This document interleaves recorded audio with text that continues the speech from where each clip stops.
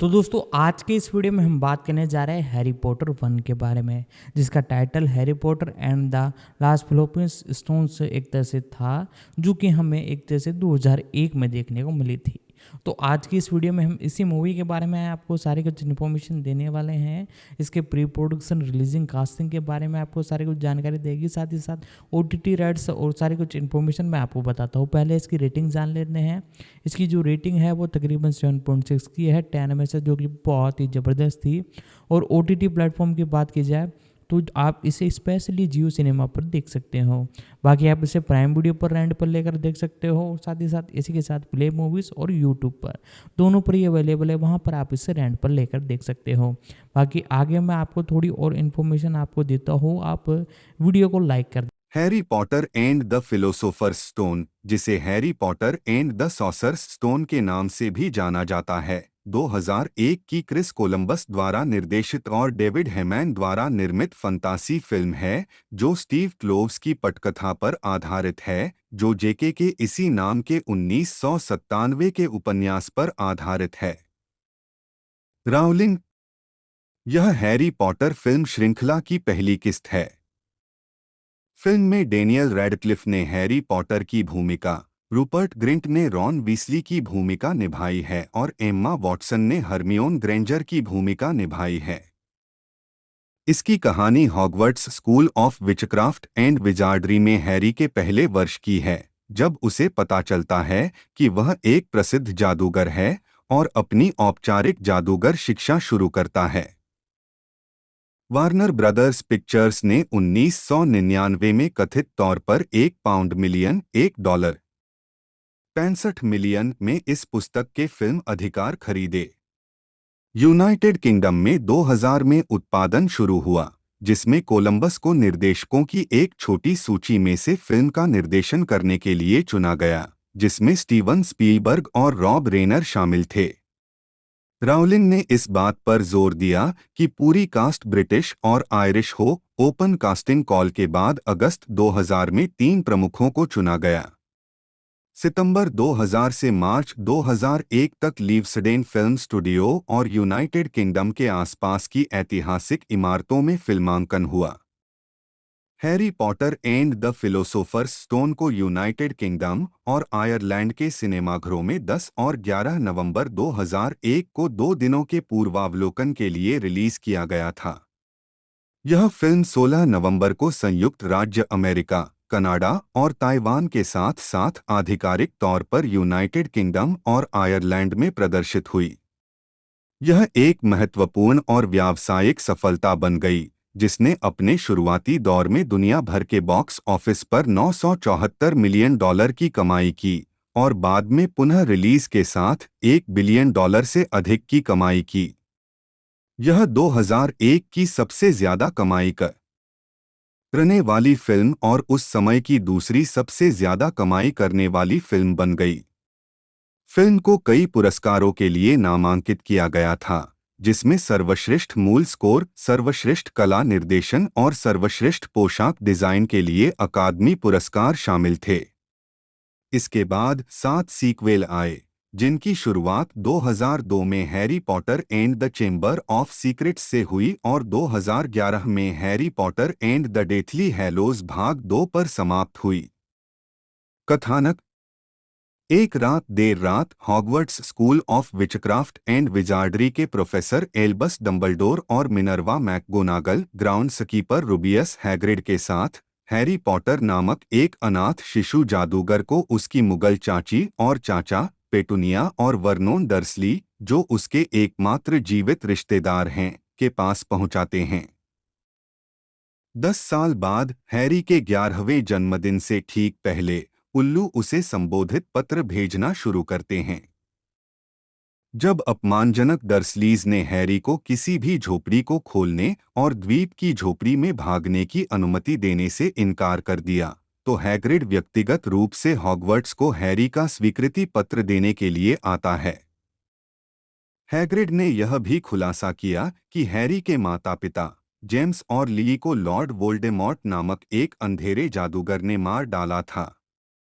Voldemort ने Harry को जो हत्या का श्राप दिया था, वह दोबारा पलटा, जिससे वोल्डेमॉर्ट का शरीर नष्ट हो गया और हैरी पर बिजली गिरने का निशान पड़ गया। हैग्रिड फिर हैरी को स्कूल की आपूर्ति के लिए डायगन एले में ले जाता है और उसे एक पालतू बर्फीला उल्लू देता है, जिसका नाम वह हेडविग रखता है। हैरी एक छड़ी खरीदता है जो वोल्डेमॉर्ट की अपनी छड़ी से जुड़ी होती है। किंग्स क्रॉस स्टेशन पर हैरी हॉगवर्ट्स एक्सप्रेस ट्रेन में चढ़ता है और यात्रा के दौरान साथी छात्रों रॉन वीसली और हरमियोन ग्रेंजर से मिलता है। हॉगवर्ट्स पहुंचकर हैरी की मुलाकात ड्रेको माल्फॉय से भी होती है, जो एक अमीर जादूगर परिवार से हैं। दोनों तुरंत प्रतिद्वंद्विता पैदा करते हैं।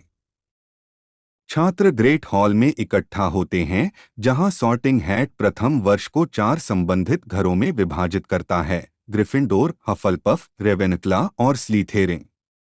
हैरी को रॉन और हरमियोन के साथ ग्रिफिंडोर में रखा गया है, जबकि ड्रेको को स्लीथेरिन में रखा गया है, जो कि अंधेरे जादूगरों के लिए प्रसिद्ध घर है। जैसे ही वह जादू का अध्ययन करता है, हैरी अपने माता पिता और वोल्डेमॉर्ट के बारे में और अधिक सीखता है, और ब्रूमस्टिक उड़ाने की उसकी जन्मजात प्रतिभा उसे एक सदी में सबसे कम उम्र के साधक के रूप में ग्रिफिंडोर क्विडिच टीम में भर्ती कराती है। ग्रिफिंडोर कॉमन रूम में लौटते समय सीढ़ियां रास्ता बदल देती हैं, जिससे हैरी, रॉन और हरमियोन तीसरी मंजिल पर पहुंच जाते हैं, जो छात्रों के लिए निषिद्ध है। वहां उन्हें फ्लफी नाम का एक विशाल 3 सिर वाला कुत्ता मिला। हैलोवीन पर चार्म्स क्लास में दिखावा करने के बाद रॉन ने हरमियोन का अपमान किया। परेशान होकर वह पूरी दोपहर लड़कियों के बाथरूम में रोते हुए बिताती है।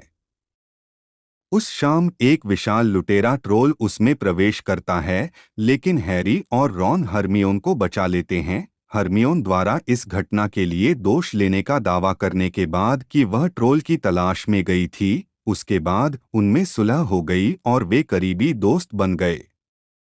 तीनों को पता चलता है कि फ्लफी दार्शनिक पत्थर की रखवाली कर रहा है, एक जादुई वस्तु जो धातु को सोने में बदल सकती है और अमरता का अमृत पैदा कर सकती है।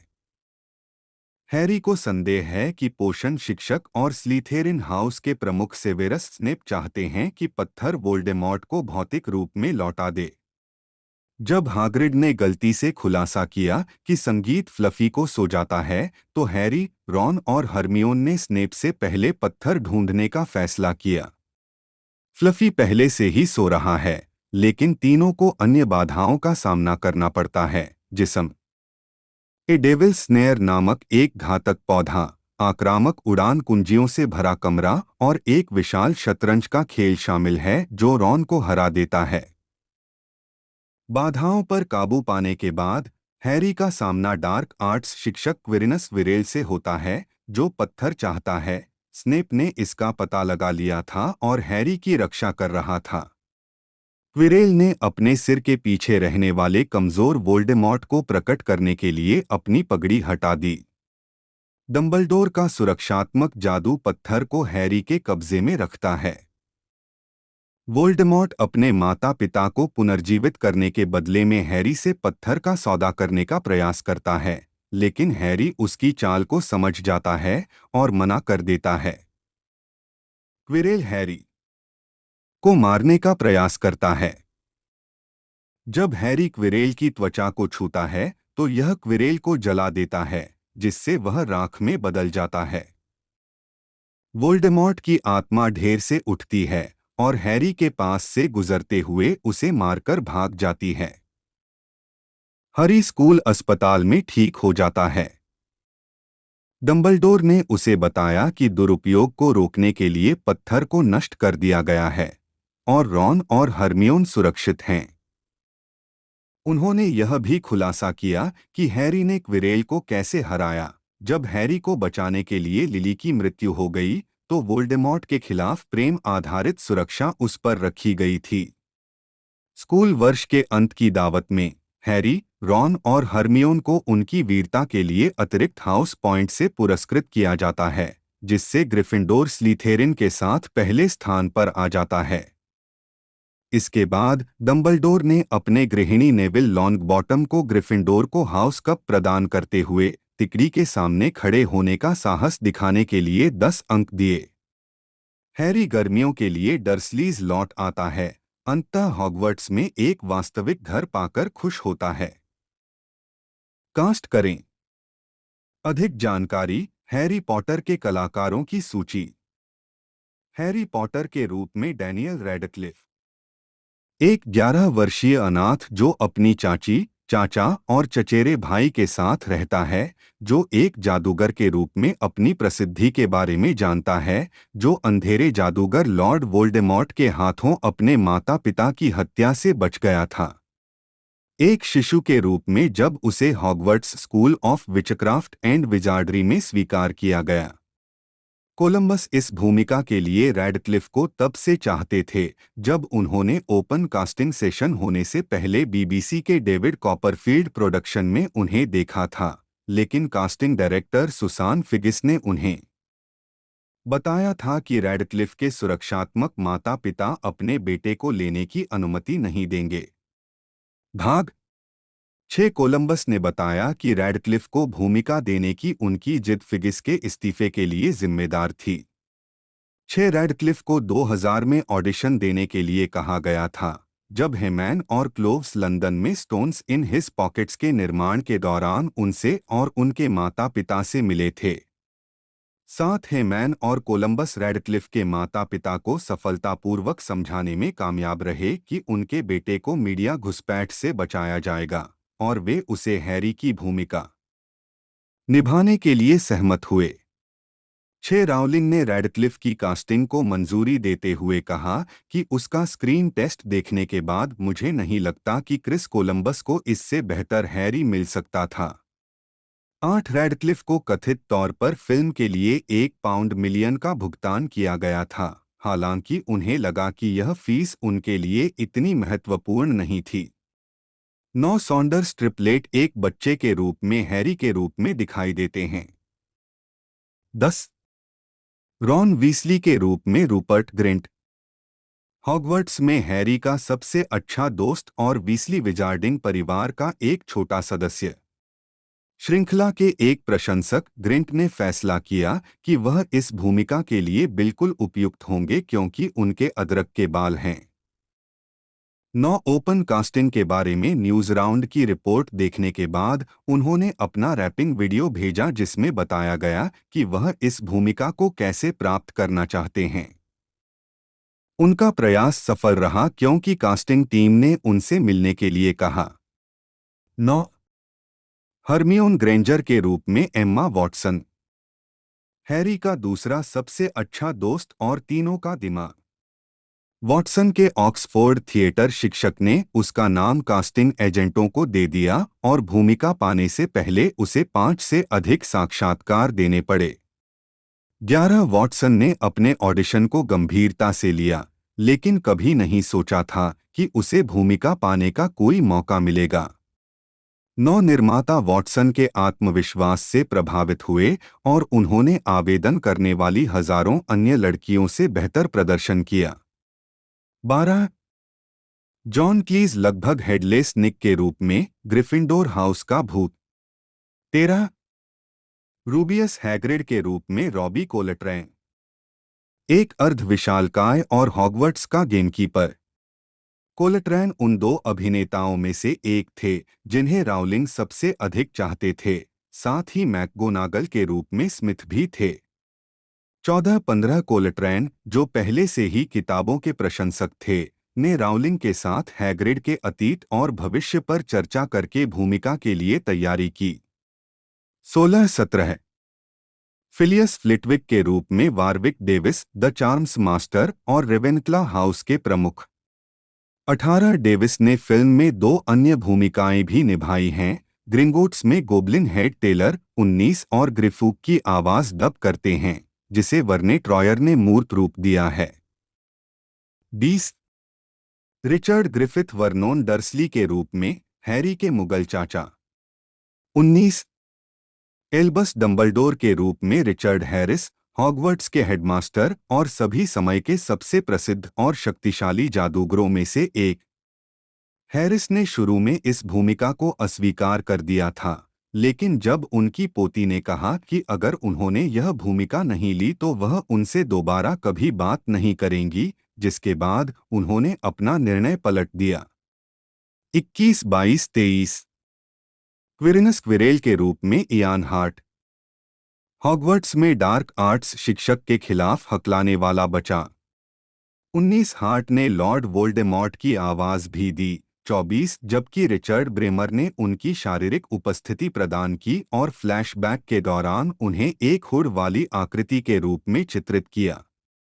24-25 मिस्टर ओलिवेंडर के रूप में जॉन हर्ट, एक उच्च सम्मानित छड़ी निर्माता और ओलिवेंडर्स के मालिक। 19 सेवेरस स्नेप के रूप में Elon Rickman, the potions master और स्लीथेरिन हाउस के प्रमुख। पेटूनिया डर्सली के रूप में फियोना शॉ, हैरी की मुगल चाची। 19 मिनर्वा मैकगोनागल के रूप में मैगी स्मिथ, उप प्रधानाध्यापिका, ग्रिफिंडोर की प्रमुख और हॉगवर्ट्स में ट्रांसफिगरेशन शिक्षिका। स्मिथ उन दो अभिनेताओं में से एक थे जिन्हें राउलिंग हैग्रिड के रूप में कोलट्रेन के साथ सबसे अधिक चाहते थे। 14 मॉली वीसली के रूप में जूली वाल्टर्स, रॉन की मां। वह हैरी को दिखाती है कि प्लेटफॉर्म 9 तक कैसे पहुंचा जाए +3-4। 26 इसके अतिरिक्त जोए वानामेकर मैडम हूच, हॉगवर्ट्स के उड़ान प्रशिक्षक और क्विडिच रेफरी के रूप में दिखाई देते हैं। 27 टॉम फेल्टन ने स्लीथेरिन के एक छात्र और हैरी के प्रतिद्वंद्वी ड्रेको माल्फॉय का किरदार निभाया है। 28 हैरी मेलिंग ने हैरी के चचेरे भाई डडली डर्सली की भूमिका निभाई है और डेविड ब्रैडली हॉगवर्ट्स के कार्यवाहक आर्गस फिल्च के रूप में दिखाई देते हैं। 29 मैथ्यू लुइस, डेवोन मरे और अल्फ्रेड एनोच ने क्रमशः नेविल लॉन्गबॉटम, सीमस फिनिगन और डीन थॉमस को चित्रित किया है, जो ग्रिफिंडोर में प्रथम वर्ष के 3 छात्र हैं। 30 जेम्स और ओलिवर फेल्प्स ने जुड़वा बच्चों फ्रेड और जॉर्ज वीसली, रॉन के भाइयों की भूमिका निभाई है। 31 जबकि क्रिस रैंकिन उनके दूसरे भाई पर्सी, एक ग्रिफिंडोर प्रीफेक्ट के रूप में दिखाई देते हैं। 32 और बोनी राइट रॉन की बहन गिन्नी के रूप में दिखाई देते हैं। 33 सीन बिगरस्टाफ ने ग्रिफिंडोर क्विडिच टीम के रक्षक ओलिवर वुड का किरदार निभाया है। 34 जेमी वेलेट और जोशुआ हर्डमैन क्रैबे और गोयल माल्फॉय के सेवकों की भूमिका निभाते हैं। 35 और लेस्ली फिलिप्स ने सॉर्टिंग हैट को आवाज दी है। 36 डेरेक डेडमैन ने द लीकी कॉल्ड्रॉन के नौकर टॉम की भूमिका निभाई है। 37 और एलिजाबेथ स्प्रिग्स हॉगवर्ट्स की एक पेंटिंग फैट लेडी के रूप में दिखाई देती हैं। 38 उत्पादन विकास 1997 में निर्माता डेविड हेमैन ने बच्चों की एक ऐसी किताब की खोज की जिसे एक अच्छी तरह से प्राप्त फिल्म में रूपांतरित किया जा सके। 39 उन्होंने डायना वाइन जोन्स के उपन्यास द ओग्रे डाउनस्टेयर का निर्माण करने की योजना बनाई थी, लेकिन उनकी योजना विफल हो गई। हेडे फिल्म्स के उनके स्टाफ ने तब Harry Potter and the philosophers Stone का सुझाव दिया, जिसके बारे में उनके सहायक का मानना था कि यह एक अच्छा विचार था। 39 हेमैन ने यह विचार वार्नर ब्रदर्स को दिया।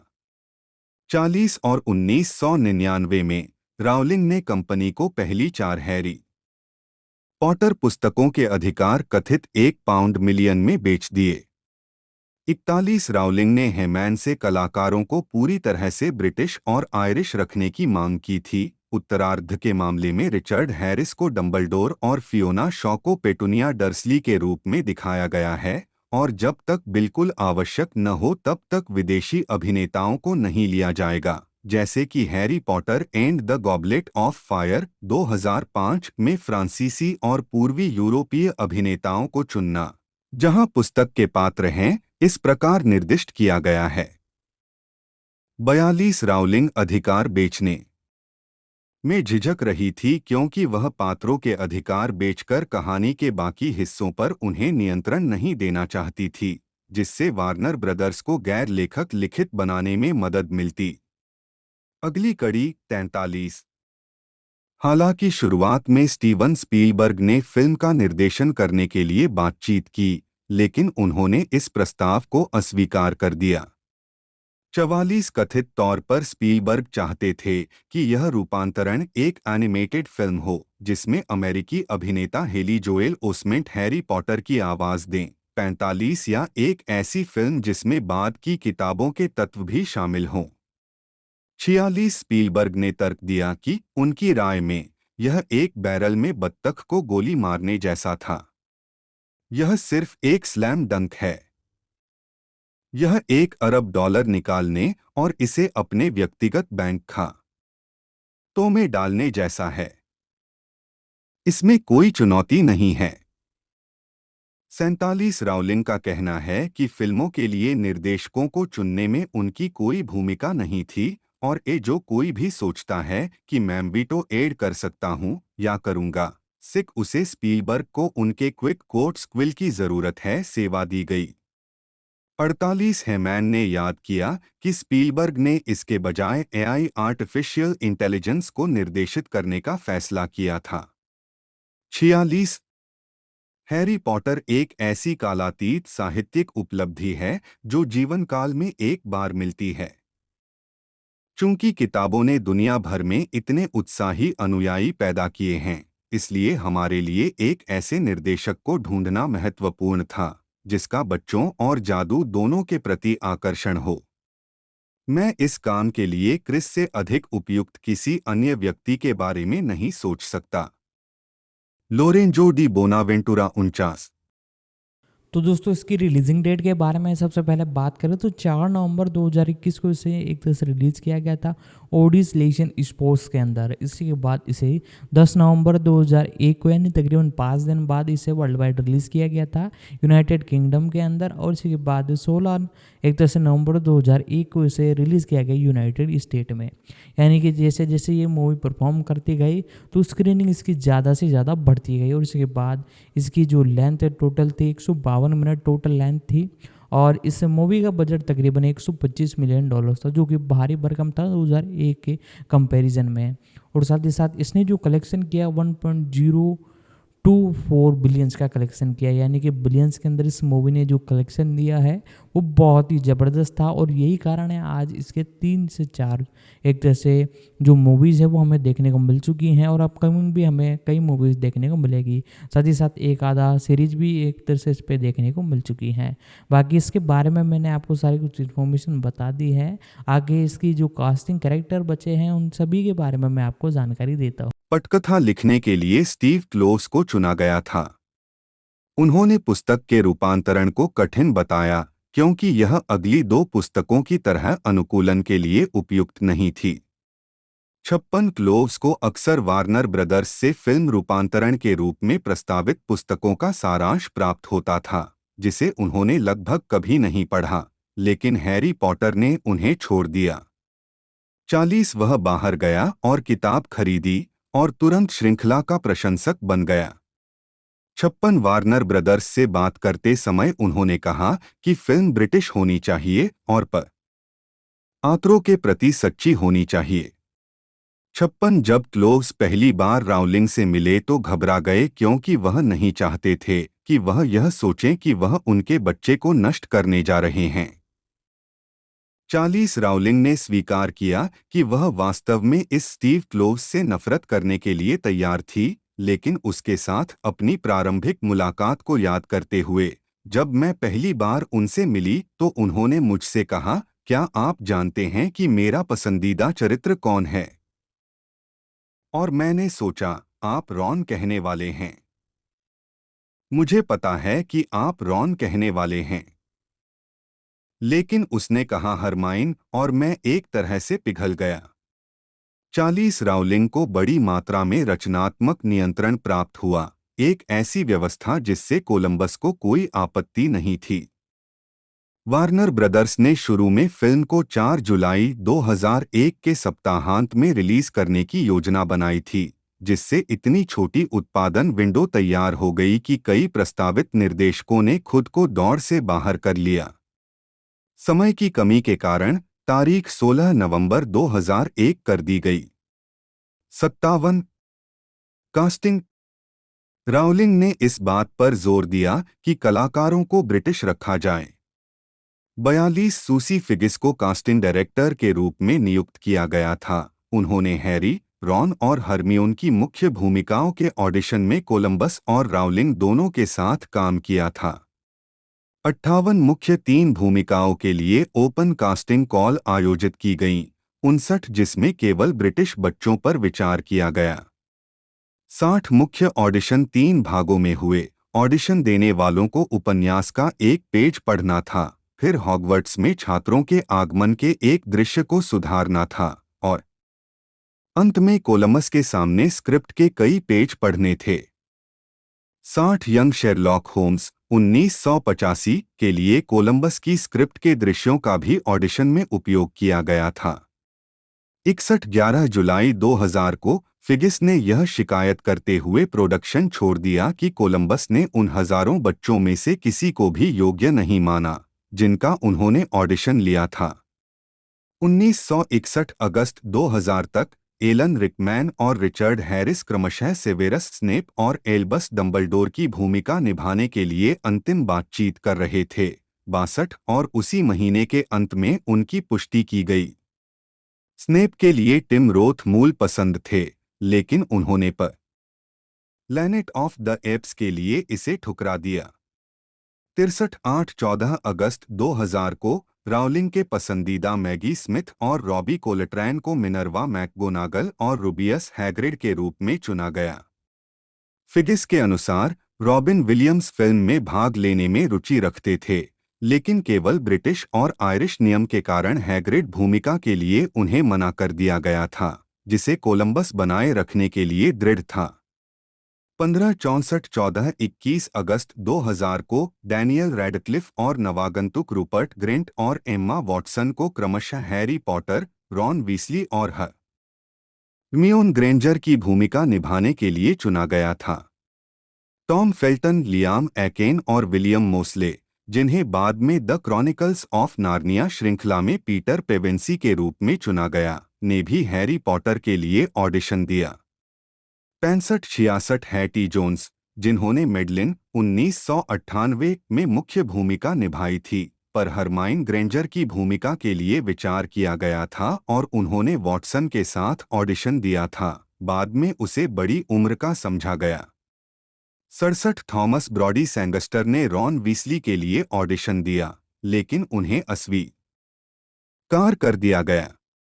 68 69 1970 नवंबर 2000 में जूली वाल्टर्स और जॉन क्लीज क्रमशः मॉली वीसली और लगभग हेडलेस निक के रूप में कलाकारों में शामिल हुए। 26 71 डेविड थेवलिस ने विरेल के लिए ऑडिशन दिया, बाद में उन्हें Harry Potter and the prison of Azkaban में रेमस ल्यूपिन के रूप में लिया गया। 72 किताबों की लेखिका जेके राउलिंग को लिली इवांस के लिए माना जाता था, हैरी की मां, लेकिन उन्होंने यह भूमिका ठुकरा दी और गेराल्डिन सोमरविले को इसमें शामिल कर लिया गया। 73 फिल्मांकन। एक बड़ा महल जिसके सामने एक खाई और पेड़ हैं। नॉर्थम्बरलैंड में अलनविक कैसल का उपयोग हॉगवर्ट्स के लिए एक प्रमुख फिल्मांकन स्थान के रूप में किया गया था। ब्रिटिश फिल्म उद्योग के 2 अधिकारियों ने अनुरोध किया कि फिल्म की शूटिंग यूनाइटेड किंगडम में की जाए। उन्होंने फिल्मांकन स्थानों को सुरक्षित करने, लीव्सडेन फिल्म स्टूडियो के उपयोग के साथ साथ यूके के बाल श्रम कानूनों को बदलने, प्रति सप्ताह काम के घंटों की एक छोटी संख्या जोड़ने में अपनी सहायता की पेशकश की और ऑन सेट कक्षाओं के समय को और अधिक लचीला बनाना। 46 वार्नर ब्रदर्स ने उनका प्रस्ताव स्वीकार कर लिया। मुख्य फोटोग्राफी 29 सितंबर 2000 को लीव्सडेन फिल्म स्टूडियो में शुरू हुई। 74 उत्तरी यॉर्कश आयर के गोथलैंड रेलवे स्टेशन पर फिल्मांकन 2 अक्टूबर 2000 को हुआ। 75 कैंटरबरी कैथेड्रल और स्कॉटलैंड के इनवेरेलॉट कैसल दोनों को हॉगवर्ट्स के लिए संभावित स्थानों के रूप में देखा गया था। फिल्म की बुतपरस्त थीम के बारे में चिंताओं के कारण कैंटरबरी ने वार्नर ब्रदर्स के प्रस्ताव को अस्वीकार कर दिया। 76-77 अलनविक कैसल और ग्लूसेस्टर कैथेड्रल को अंततः हॉगवर्ट्स के प्रमुख स्थानों के रूप में चुना गया। कुछ दृश्यों को हैरो स्कूल में भी फिल्माया गया। 78 हॉगवर्ट्स के अन्य दृश्य 2 सप्ताह की अवधि में डरहम कैथेड्रल में फिल्माए गए थे। 79 इनमें गलियारों के दृश्य और कुछ कक्षा के दृश्य शामिल थे। 80 ऑक्सफोर्ड यूनिवर्सिटी के डिवाइनिटी स्कूल ने हॉगवर्ट्स हॉस्पिटल विंग के रूप में कार्य किया और ड्यूक हम्फ्रे की लाइब्रेरी, जो बोडलियन का हिस्सा थी, का उपयोग हॉगवर्ट्स लाइब्रेरी के रूप में किया गया था। 81 प्रिवेट ड्राइव का फिल्मांकन बर्कशायर के ब्रैकनेल में पिकेट पोस्ट क्लोज पर हुआ। 79 सड़क पर फिल्मांकन में नियोजित 1 दिन के बजाय 2 दिन लगे, इसलिए सड़क के निवासियों को भुगतान तदनुसार बढ़ा दिया गया। 79 प्रिवेट ड्राइव में स्थापित फिल्म के बाद के सभी दृश्यों के लिए फिल्मांकन लीवसडेन फिल्म स्टूडियो में एक निर्मित सेट पर हुआ, जो स्थान पर फिल्माने की तुलना में सस्ता साबित हुआ। 82 लंदन के ऑस्ट्रेलिया हाउस को ग्रिंगोट्स विजार्डिंग बैंक के लिए स्थान के रूप में चुना गया था। 6 जबकि Christ church, Oxford, Hogwarts trophy room के लिए स्थान था। 36 लंदन चिड़ियाघर का उपयोग उस दृश्य के लिए स्थान के रूप में किया गया था जिसमें हैरी गलती से डुडले पर एक सांप बैठा देता है।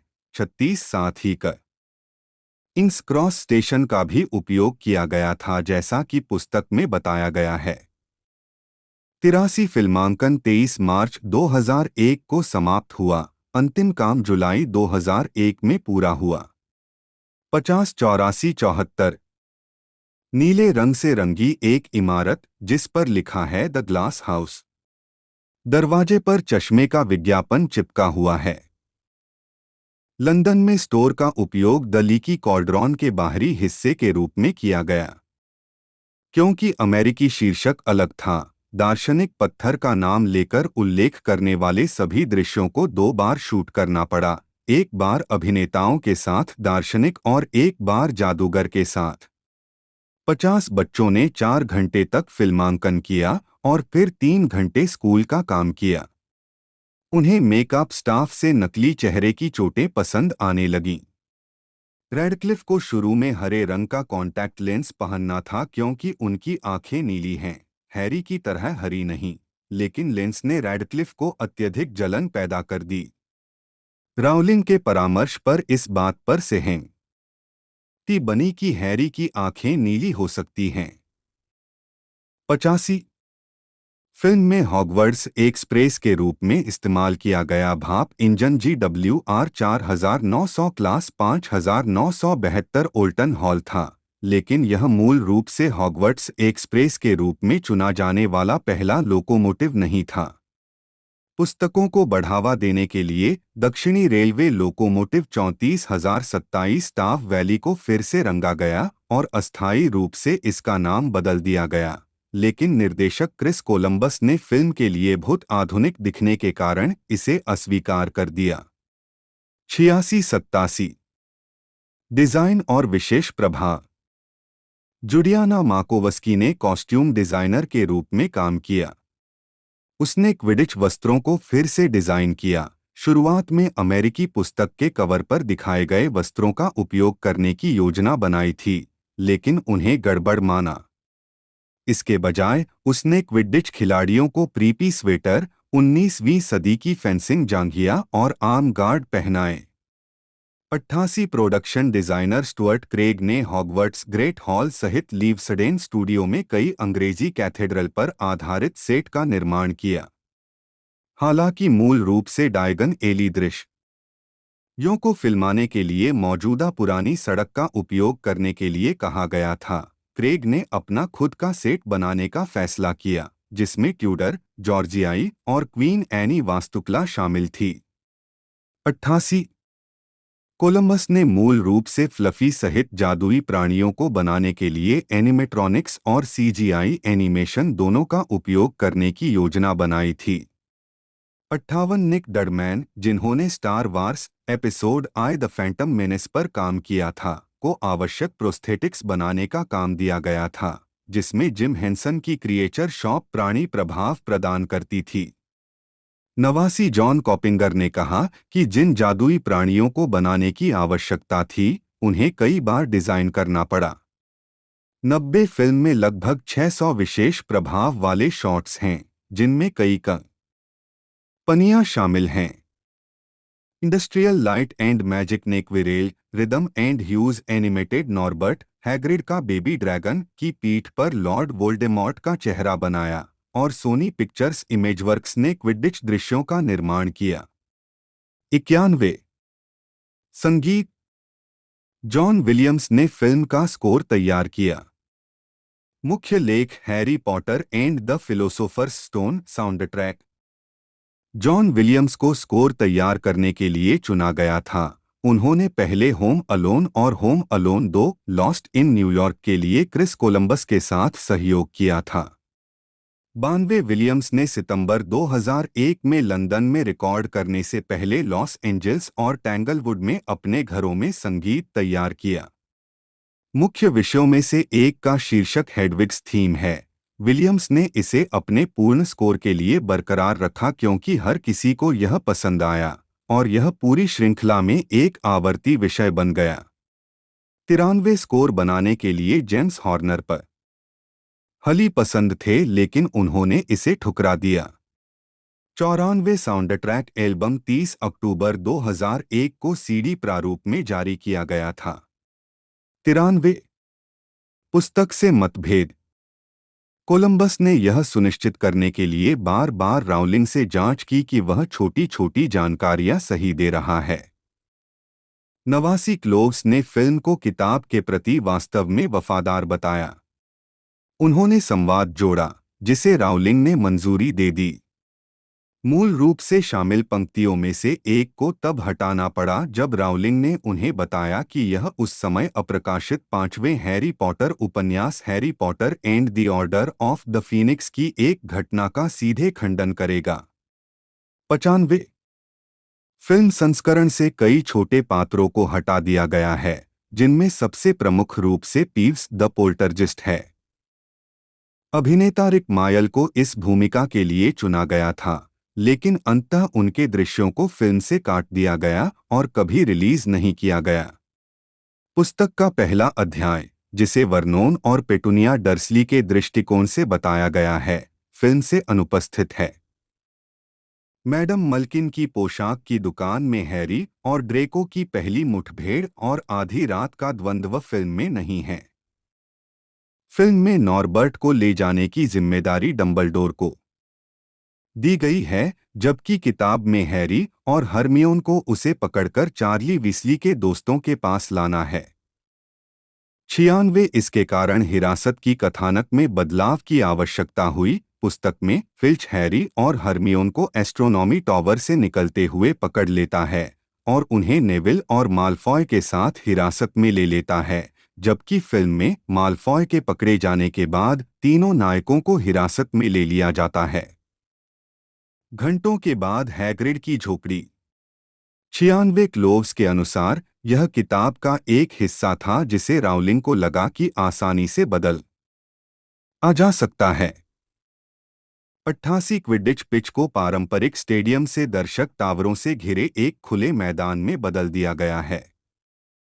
88 किताब की टाइमलाइन को फिल्म में लागू नहीं किया गया है। पुस्तक में हैरी का 11वां जन्मदिन 1991 में है।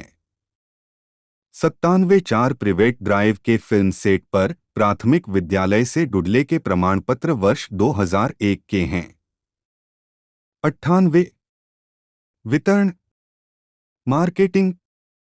फिल्म का पहला टीजर पोस्टर 1 दिसंबर 2000 को जारी किया गया था। 99 पहला टीजर ट्रेलर 2 मार्च 2001 को सैटेलाइट के माध्यम से जारी किया गया था और सी स्पॉट रन की रिलीज के साथ सिनेमाघरों में इसकी शुरुआत हुई। 100 फिल्म पर आधारित एक वीडियो गेम 15 नवंबर 2001 को इलेक्ट्रॉनिक आर्ट्स द्वारा कई कंसोल के लिए जारी किया गया था। 93 गेमक्यूब, प्लेस्टेशन 2 और एक्सबॉक्स के लिए गेम का एक पोर्ट 2003 में जारी किया गया था। 101 मेटल ने फिल्म के आधार पर खिलौने बनाने का अधिकार जीता, जिसे विशेष रूप से वार्नर ब्रदर्स के स्टोर के माध्यम से बेचा जाएगा। 102 हैस्ब्रो ने उत्पादों का भी उत्पादन किया, जिसमें श्रृंखला के आधार पर कन्फेक्शनरी उत्पाद भी शामिल थे। 103 वार्नर ब्रदर्स ने फिल्म को बढ़ावा देने के लिए कोका कोला के साथ 150 मिलियन अमेरिकी डॉलर के समझौते पर हस्ताक्षर किए। 83 हालांकि कुछ लोगों ने फिल्म के लिए दुनिया भर में इस सौदे को 40 मिलियन डॉलर से 50 मिलियन डॉलर तक आंका। 104 लेगो ने इमारतों और फिल्म के दृश्यों के साथ साथ एक लेगो क्रिएटर वीडियो गेम पर आधारित सेटों की एक श्रृंखला का निर्माण किया। 105 नाट्य विमोचन। Harry Potter and the philosophers Stone का विश्व प्रीमियर 4 नवंबर 2001 को लंदन के ओडियन लीसेस्टर स्क्वायर में हुआ, जिसमें सिनेमा की व्यवस्था हॉगवर्ट्स स्कूल की तरह की गई थी। 106 फिल्म का पूर्वावलोकन यूनाइटेड किंगडम में 10 और 11 नवंबर 2001 को 491 थिएटरों में 1137 स्क्रीनों पर किया गया था। 107 यह आधिकारिक तौर पर 16 नवंबर 2001 को यूनाइटेड किंगडम और आयरलैंड में 507 थिएटरों में 1168 स्क्रीनों पर शुरू हुई थी। संयुक्त राज्य अमेरिका और कनाडा में 3672 थिएटरों में। यह यूनाइटेड किंगडम और संयुक्त राज्य अमेरिका में उस समय की सबसे व्यापक रिलीज थी। 108-109 home media. Harry Potter and the philosophers Stone को पहली बार VHS और DVD पर 11 मई 2002 को यूनाइटेड किंगडम, 110 और 28 मई 2002 को संयुक्त राज्य अमेरिका में रिलीज किया गया था। 111 मई और जून 2002 के बीच फिल्म की 10 मिलियन प्रतियां बिकीं, जिनमें से लगभग 60% DVD बिक्री थी। 112 इसने किराए से 19.1 मिलियन डॉलर की कमाई की और सबसे बड़े DVD किराए के मामले में the fast and the furious को पीछे छोड़ दिया। 113 जनवरी 2003 में द बॉर्न आइडेंटिटी ने इस रिकॉर्ड को तोड़ दिया। 114 दिसंबर 2009 में एक 4 डिस्क अल्टीमेट एडिशन जारी किया गया था, जिसमें 7 मिनट के हटाए गए दृश्यों को वापस जोड़ा गया था। Feature length special creating the world of Harry Potter part 1 the magic begins और एक 48 पेज की हार्डकवर बुकलेट थी। 115 विस्तारित संस्करण का चलने का समय लगभग 159 मिनट है, जिसे पहले कुछ टेलीविजन प्रसारणों के दौरान दिखाया गया था। 116 फिल्म को नवंबर 2011 में 8 disc Harry Potter the complete 8 film collection के हिस्से के रूप में DVD पर और अप्रैल में 31 डिस्क हॉगवर्ट्स कलेक्शन के हिस्से के रूप में ब्लूरे पर फिर से रिलीज किया गया था।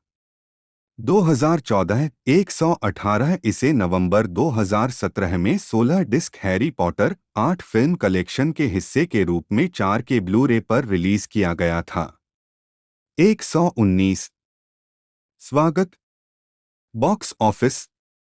यूनाइटेड किंगडम और आयरलैंड में Harry Potter and the philosophers Stone ने पूर्वावलोकन के पहले दिन के दौरान टॉय स्टोरी 2 के रिकॉर्ड को तोड़ते हुए एक दिन में 3.6 मिलियन की रिकॉर्ड कमाई की। इसने रविवार को रिकॉर्ड 3.1 मिलियन की कमाई की। पूर्वावलोकन से इसकी कुल कमाई 6.7 मिलियन हो गई। 107-120 इसने अब तक के सबसे अधिक शुरुआती सप्ताहांत का रिकॉर्ड तोड़ दिया, पूर्वावलोकन सहित और पूर्वावलोकन को छोड़कर। पूर्वावलोकन के साथ 16.3 मिलियन और पूर्वावलोकन के बिना 9.6 मिलियन। $13। क्रिस जोसेफ कोलंबस एक जन्म 10 सितंबर 1958 एक अमेरिकी फिल्म निर्माता हैं। स्पेंगलर, पेंसिल्वेनिया में जन्मे कोलंबस ने टिश स्कूल ऑफ आर्ट्स में फिल्म का अध्ययन किया, जहां उन्होंने फिल्म निर्माण में रुचि विकसित की। 1980 के दशक के मध्य में कई किशोर कॉमेडी के लिए पटकथा लिखने के बाद उन्होंने एक किशोर साहसिक फिल्म एडवेंचर्स इन बेबीसिटिंग 1987 के साथ अपने निर्देशन की शुरुआत की। इसके तुरंत बाद कोलंबस को बेहद सफल क्रिसमस कॉमेडी होम अलोन 1990 और Home Alone 2 Lost in New York 1992 से पहचान मिली। रॉबिन विलियम्स अभिनीत कॉमेडी मिसेज डाउटफायर 1993 कोलंबस के लिए बॉक्स ऑफिस पर एक और सफलता थी। 1990 के दशक में उन्होंने कई अन्य फिल्मों का निर्देशन किया, जिनमें से अधिकतर को गुनगुना स्वागत मिला। हालांकि उन्हें जेके राउलिंग के उपन्यासों Harry Potter and the sorcerer's stone 2001 और इसके sequel Harry Potter and the chamber of secrets 2002 के फिल्म रूपांतरण के निर्देशन के लिए फिर से व्यावसायिक सफलता मिली। निर्देशन के अलावा Columbus Harry Potter and the prison of Azkaban 2004 और नाटक द हेल्प 2011 के निर्माता थे। उन्होंने fantasy Percy Jackson and the Olympians, the lightning thief 2010 और 3D एक्शन कॉमेडी पिक्सेल्स 2015 का भी निर्देशन किया। कोलंबस 1492 पिक्चर्स के सह संस्थापक हैं, एक फिल्म निर्माण कंपनी जिसने 1995 से उनकी कुछ फिल्मों का निर्माण किया है। हाल ही में उन्होंने 2014 में अपनी बेटी के साथ एक और प्रोडक्शन फर्म की सह स्थापना की, जिसे मेडेन वॉयज पिक्चर्स कहा जाता है। 2017 में उन्होंने माइकल बारनाथन, हैम सबन और जेरेमी जैक के साथ ZAG एनिमेशन स्टूडियो लॉन्च किया। कोलंबस को संगीतकार जॉन विलियम्स के साथ सहयोग के लिए भी जाना जाता है, जिनके साथ उन्होंने फिल्म होम अलोन और फिल्म श्रृंखला हैरी पॉटर पर काम किया था। प्रारंभिक जीवन। कोलंबस का जन्म स्पेंगलर, पेंसिल्वेनिया में हुआ था और उनका पालन पोषण चैंपियन, ओहियो में हुआ था। वह मैरी आयरीन नी पुस्कर, एक फैक्ट्री कर्मचारी, और एलेक्स माइकल कोलंबस, एक एल्यूमीनियम संयंत्र कार्यकर्ता और कोयला खनिक से पैदा हुए एकमात्र बच्चे थे। 2-3 वह इतालवी और चेक मूल का है। 4 एक बच्चे के रूप में उन्हें स्टोरीबोर्ड बनाने में मजा आता था और हाई स्कूल में उन्होंने 8 मिमी फिल्में बनाना शुरू कर दिया। 2 वॉरेन, ओहियो में John F Kennedy high school से स्नातक होने के बाद वह न्यूयॉर्क विश्वविद्यालय के film school टिश school of arts में अध्ययन करने गए, जहां वह पटकथा लेखक चार्ली कॉफमैन और एलेक बाल्डविन के सहपाठी थे। 5-6 हालांकि उन्हें छात्रवृत्ति मिली, लेकिन वे इसे नवीनीकृत करना भूल गए और स्कूली शिक्षा का भुगतान करने के लिए उन्हें एक कारखाने में नौकरी करने के लिए मजबूर होना पड़ा। 7 शिफ्ट में रहते हुए उन्होंने गुप्त रूप से 20 पेज की पटकथा पर काम किया, जिसका उपयोग उनके एक शिक्षक ने बाद में उन्हें एक एजेंट प्राप्त करने में मदद करने के लिए किया। 7 कोलंबस अब कहता है कि उस अनुभव ने मेरी जान बचाई और वह यह स्वीकार करने में सक्षम था कि अगर मैं काम नहीं कर पाता तो मुझे उस शहर में अपने शेष जीवन के लिए उस कारखाने में रहने और काम करने की भयावह वास्तविकता का सामना करना पड़ता। यह 7 1980 में एनवायू में रहते हुए कोलंबस ने I think I am gonna like it here नामक एक लघु फिल्म का निर्देशन किया, जिसे बाद में स्टीवन स्पीलबर्ग ने देखा। 8 I think I am gonna like it here को 2014 में अकादमी फिल्म आर्काइव द्वारा संरक्षित किया गया था। 9 फिल्मी करियर। 1984-1990 प्रारंभिक सफलता। कोलंबस का पेशेवर करियर 1980 के दशक की शुरुआत में रेकलेस 1984 की पटकथा के लेखक के रूप में शुरू हुआ। कोलंबस ने बाद में कहा, यह मेरा सर्वश्रेष्ठ काम नहीं था। मेरा इरादा इसे अर्ध-जीवनी पर आधारित बनाने का था और फिल्म मुक्त होने के मेरे प्रयासों पर आधारित थी। लेकिन निर्देशक ने इसे एक अनाड़ी किशोर सेक्स ड्रामा और अनुभव में बदल दिया। बहुत अपमानजनक था।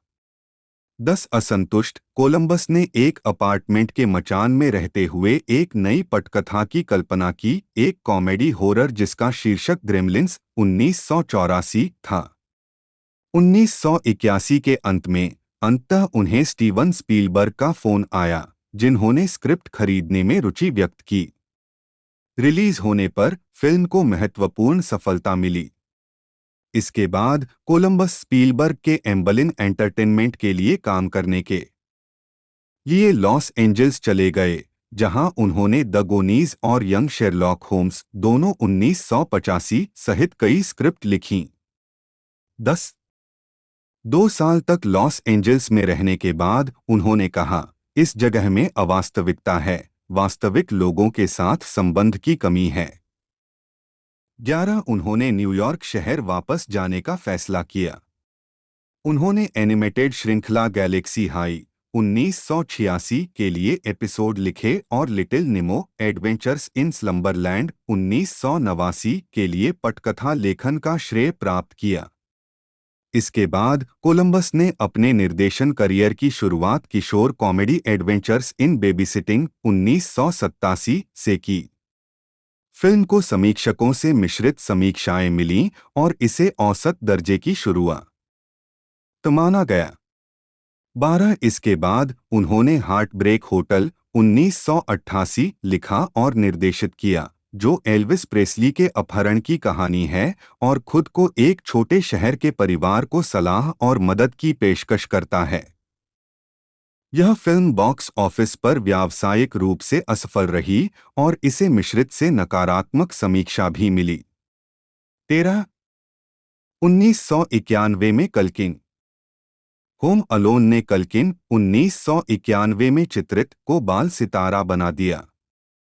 1980 के दशक के उत्तरार्ध में साथी फिल्म निर्माता जॉन ह्यूजेस ने होम अलोन 1990 का निर्देशन करने के लिए कोलंबस से संपर्क किया, जो ह्यूजेस द्वारा लिखित एक कॉमेडी फिल्म थी, जिसमें 8 वर्षीय केविन मैकक्लिस्टर को 2 चोरों से अपने घर की रक्षा करनी थी। अभिनेता चेवी चेज के साथ व्यक्तित्व टकराव के कारण कोलंबस ने शूटिंग शुरू होने से पहले नेशनल लैम्पून की क्रिसमस छुट्टियां छोड़ दी थीं, जिनके बारे में कोलंबस ने कहा था कि उन्होंने उनके साथ गंदगी की तरह व्यवहार किया। 14 कोलंबस ने विशेष रूप से होम अलो न स्क्रिप्ट की क्रिसमस थीम का आनंद लिया और तुरंत इस प्रस्ताव को स्वीकार कर लिया। 15 इसके बाद कोलंबस ने मुख्य कलाकारों के रूप में मैकाले कल्किन, जो pesky, Daniel stern, John heard और कैथरीन ओहारा को काम पर रखा। फिल्मांकन में फरवरी और मई 1990 के बीच 4 महीने लगे और व्यावसायिक सफलता के साथ फिल्म 16 नवंबर 1990 को सिनेमाघरों में रिलीज हुई। होम अलोन ने $18 मिलियन के बजट के मुकाबले उत्तरी अमेरिका में $285 मिलियन और दुनिया भर में $476 7 मिलियन में $190 मिलियन की कमाई की।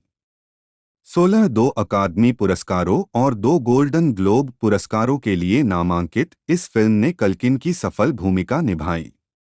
17-18 शिकागो ट्रिब्यून के डेव केहर ने पहचानने योग्य चरित्र लिखने के लिए ह्यूज की और बुद्धि और गर्मजोशी वाले निर्देशन के लिए कोलंबस की प्रशंसा की। 19 तब से होम अलोन को छुट्टियों के मौसम में देखने के लिए क्लासिक माना जाने लगा है। 20 1991-2000 हास्य और रोमांस। 1991 में कोलंबस ने romantic comedy drama only the lonely 1991 लिखा और निर्देशित किया, जिसमें जॉन ह्यूजेस सह निर्माता थे। 12 John Candy, Maureen O'Hara, Ally Sheedy और एंथोनी क्विन अभिनीत फिल्म में शिकागो के एक पुलिसकर्मी को दर्शाया गया है, जिसे अपनी मां और एक शर्मीले अंतिम संस्कार गृह कर्मचारी के बीच अपनी वफादारी को संतुलित करना होगा, जो मार्टी का एक ढीला रूपांतरण है। बॉक्स ऑफिस पर कमजोर प्रदर्शन के बावजूद फिल्म कुछ अनुकूल समीक्षाएं हासिल करने में सफल रही। 1992 में कोलंबस पहली फिल्म की गली कड़ी का निर्देशन करने के लिए वापस लौटे, जिसका शीर्षक था home Alone 2 Lost in New York. अपने पूर्ववर्ती के समान मुख्य कलाकारों को शामिल करते हुए कथानक पहली फिल्म की घटनाओं के 1 साल बाद घटित होता है। फिल्म केविन मैकक्लिस्टर पर आधारित है क्योंकि वह गलती से न्यूयॉर्क शहर के लिए गलत फ्लाइट में चढ़ जाता है और पहली फिल्म में खुद को दो समान चोरों से भिड़ता हुआ पाता है। Home Alone 2 Lost in New York 20 नवंबर 1992 को रिलीज हुई थी, लेकिन इसे मिली जुली समीक्षा मिली, लेकिन बॉक्स ऑफिस पर इसका परिणाम अच्छा रहा और इसने दुनिया भर में $359 मिलियन की कमाई की। 22 द न्यूयॉर्क टाइम्स के लिए जेनेट मसलिन ने लिखा है कि होम अलोन 2 की कल्पना भले ही आलस्य से की गई हो, लेकिन इसका मंचन अवसर की भावना और ढेर सारी छुट्टियों के उत्साह के साथ किया गया है। इस भूमिका में मिस्टर कल्किन की वापसी अप्रतिरोध्य है, यहाँ तक कि अगर इस पूरी तरह से स्वाभाविक हास्य अभिनेता को कुछ नया करने को दिया गया है। मिस्टर पेस्की और मिस्टर स्टर्न अपने पात्रों की मूर्खता में बहुत उत्साह लाते हैं। 23 कोलंबस की अगली निर्देशित फिल्म मिसेज डाउटफायर 1993 थी, जो एनी फाइन के उपन्यास अलियास मैडम डाउटफायर का रूपांतरण था, जो एक बेरोजगार पिता के बारे में है जो खुद को नानी के रूप में प्रच्छन्न करता है ताकि वह अपने बच्चों के साथ समय बिता सके। रॉबिन विलियम्स, सैली फील्ड और पियर्स ब्रॉसन अभिनीत विलियम्स को अपनी पंक्तियों को सुधारने के लिए रचनात्मक स्वतंत्रता दी गई, जिससे सभी कलाकारों और चालक दल के मनोरंजन को बढ़ावा मिला। 24 फिल्म को 20th सेंचुरी फॉक्स द्वारा नवंबर 1993 में मिश्रित और सकारात्मक स्वागत के साथ रिलीज किया गया था। फिल्म समीक्षा एग्रीगेटर रॉटन टोमाटोज ने विलियम्स की प्रशंसा करते हुए फिल्म को 72% की अनुमोदन रेटिंग दी। 25 रोजर एबर्ट विलियम्स को एक अद्भुत प्रतिभा वाले व्यक्ति कहते हैं, जो कई अलग अलग पात्रों और आवाज़ों के अंदर और बाहर डांट करना पसंद करते हैं, लेकिन उनका मानना था कि श्रीमती डाउटफायर में एक सिटकॉम के मूल्य और गहराई हैं। 26 हालांकि फिल्म ने बॉक्स ऑफिस पर अच्छा प्रदर्शन किया और दुनिया भर में $441.3 मिलियन की कमाई की। 27 फिल्म ने सर्वश्रेष्ठ मेकअप के लिए अकादमी पुरस्कार, सर्वश्रेष्ठ अभिनेता के लिए गोल्डन ग्लोब पुरस्कार और सर्वश्रेष्ठ चित्र के लिए गोल्डन ग्लोब पुरस्कार भी जीता। 28-29 1995 में कोलंबस ने अपनी खुद की प्रोडक्शन कंपनी 1492 पिक्चर्स की सह स्थापना की, जिसका नाम क्रिस्टोफर कोलंबस के अमेरिका पहुंचने के वर्ष के नाम पर रखा गया, अपने ही नाम पर एक व्यंग्य। 30 इसके बाद उन्होंने एक और फिल्म लिखी और निर्देशित की, जो फ्रांसीसी फिल्म नेफ मोइस की रीमेक थी, जिसका नाम 9 मंथ्स 1995 था, जिसे 1492 पिक्चर्स द्वारा निर्मित किया गया था। एक रोमांटिक कॉमेडी 9 मंथ्स में Hugh Grant, Julianne Moore, Tom Arnold, Joan Cusack, Jeff Goldblum और रॉबिन विलियम्स ने अभिनय किया। कहानी एक ऐसे आदमी पर केंद्रित है जिसे पता चलता है कि उसकी लंबे समय से प्रेमिका गर्भवती है और उसे अपनी जीवनशैली बदलनी होगी। हालांकि फिल्म की कुप्रबंधन के लिए आलोचना की गई थी, 12 यह व्यावसायिक रूप से सफल रही और बॉक्स ऑफिस पर $138.5 मिलियन की कमाई की। 31 कोलंबस ने स्टेप मॉम 1998 के साथ इस प्रयास को आगे बढ़ाया, जो जूलिया रॉबर्ट्स, सुसान सारंडन और एड हैरिस अभिनीत एक कॉमेडी ड्रामा थी। लॉस एंजल्स टाइम्स के लिए लिखते हुए केनेथ तुरान ने स्क्रिप्ट में कुछ ईमानदार क्षण होने के बावजूद रॉबर्ट्स और हैरिस के प्रदर्शन की प्रशंसा की। 32-50 मिलियन डॉलर के अनुमानित बजट के साथ फिल्म ने दुनिया भर में $159.7 मिलियन की अच्छी कमाई की। 33 सरंडन ने मोशन पिक्चर ड्रामा में सर्वश्रेष्ठ अभिनेत्री के लिए गोल्डन ग्लोब नामांकन भी अर्जित किया।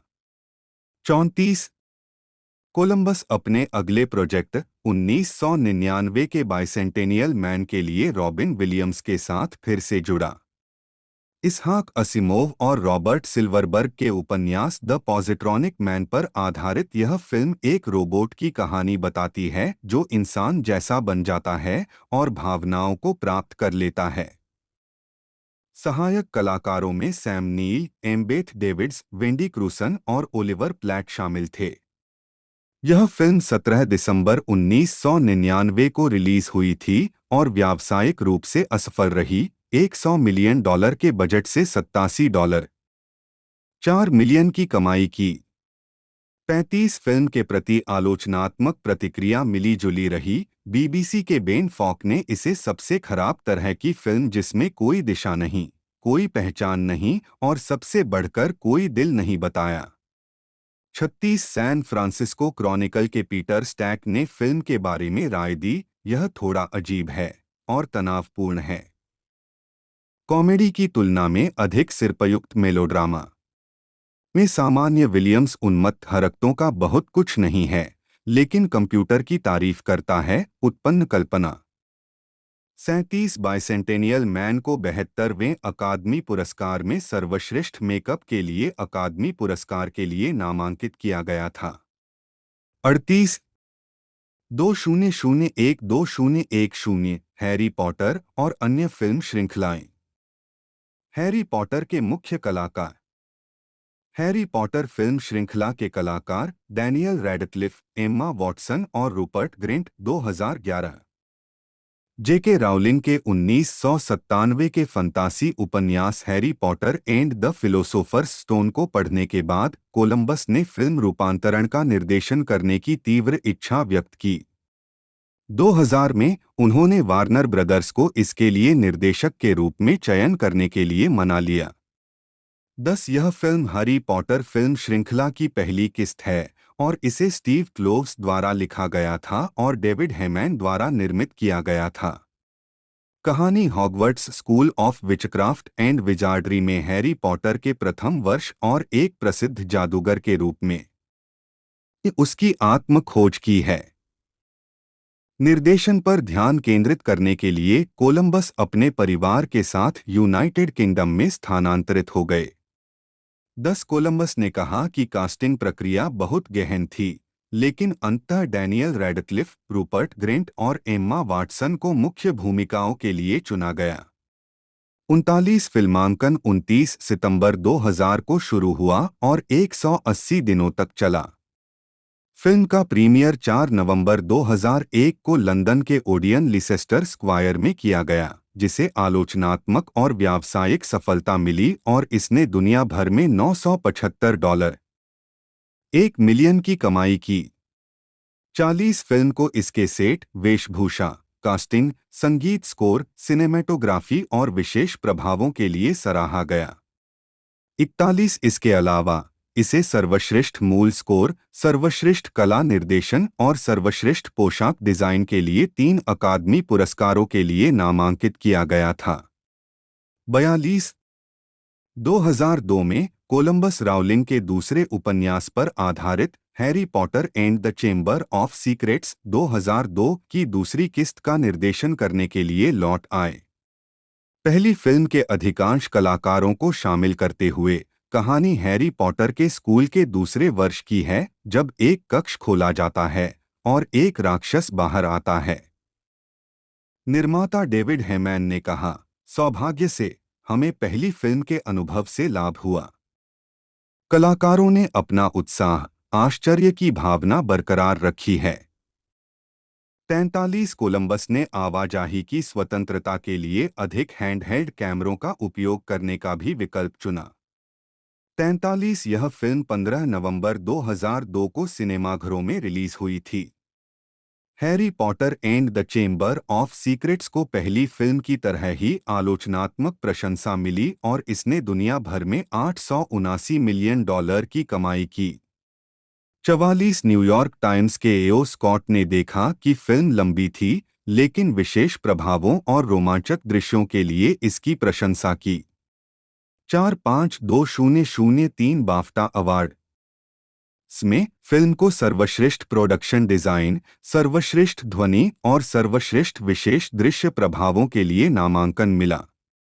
46 2004 में कोलंबस ने क्रिसमस विद द क्रैंक्स लिखा और निर्मित किया, जो जॉन ग्रिशम के 2001 के उपन्यास स्किपिंग क्रिसमस पर आधारित एक क्रिसमस कॉमेडी थी। फिल्म बॉक्स ऑफिस पर सफल रही, लेकिन इसे अधिकतर नकारात्मक समीक्षाएं मिलीं। 47 उसी वर्ष कोलंबस हैरी पॉटर श्रृंखला की तीसरी किस्त Harry Potter and the prison of Azkaban के लिए वापस आया। पहली दो फिल्मों से शारीरिक रूप से थक जाने के बाद उन्होंने निर्देशन नहीं करने बल्कि हेमैन और निर्देशक अल्फोंसो क्वारोन के साथ निर्माता के रूप में काम करने का फैसला की। 48 फिल्म का प्रीमियर 31 मई 2004 को यूनाइटेड किंगडम में हुआ, जिसे आलोचकों की काफी प्रशंसा मिली और इसने दुनिया भर में $796.9 मिलियन की कमाई की। 492,005 में संयुक्त राज्य अमेरिका लौटने के बाद कोलंबस ने एक super hero film fantastic for का निर्माण करने का इरादा किया, लेकिन निर्देशक टिम स्टोरी के साथ असहमति के कारण उन्हें निकाल दिया गया। 50 इसके बाद उन्होंने 2005 की रेंट का निर्देशन किया, जो 1996 में इसी नाम के ब्रॉडवे संगीत पर आधारित एक संगीत नाटक था। मूल ब्रॉडवे कलाकारों में से 6 अभिनीत यह फिल्म 1989 से 1990 तक न्यूयॉर्क शहर के पूर्वी गांव में रहने वाले कई बोहेमियन लोगों के जीवन और उनके संघर्षों को दर्शाती। तो दोस्तों आज की इस वीडियो में हमने बात करी हैरी पॉटर फर्स्ट के बारे में, जो कि हमें देखने को मिली थी और इसके कई पार्ट आ चुके हैं। यदि आप किसी भी पार्ट के ऊपर मूवी या सीरीज की या एक जैसे एक्सप्लेनेशन, डिटेल अपडेट या वीडियो चाहते हैं तो आप कमेंट कर सकते हैं, हम उस पर डेफिनेटली वीडियो लाने की कोशिश करेंगे और ज़्यादा से ज़्यादा हो सके तो वीडियो को शेयर करने की कोशिश कीजिएगा। आज की इस वीडियो में इतना ही, मिलते हैं अगले वीडियो में।